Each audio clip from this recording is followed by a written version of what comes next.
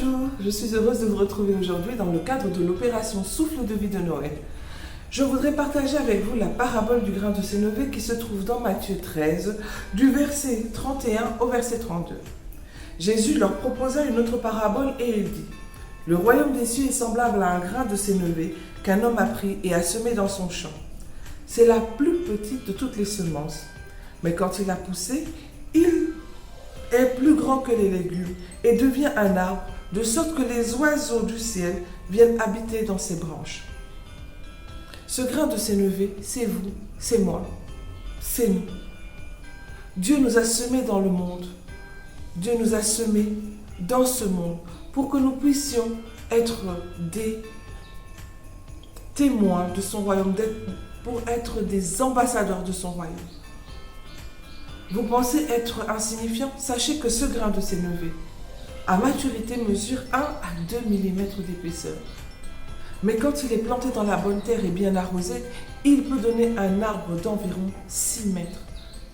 Notre bonne terre et ce qui nous arrose, c'est Dieu, c'est sa parole, c'est son esprit. Sachez que Dieu dit dans sa parole qu'il a mis son trésor dans les vases agiles que nous sommes.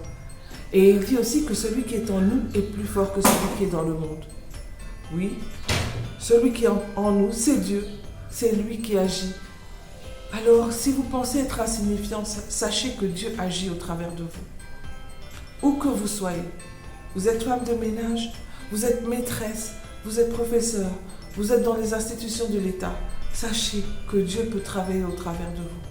C'est à vous de lui laisser toute la place. Dieu aime chacun de ses enfants.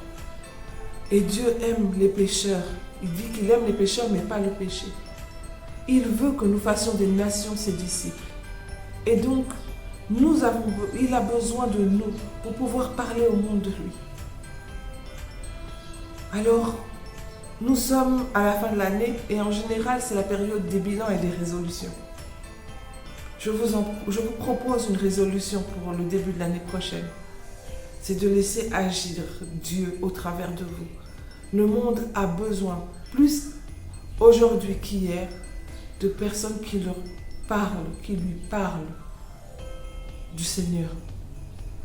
Alors allez-vous être cette personne? L'armée de Dieu est en marche et vous en faites partie.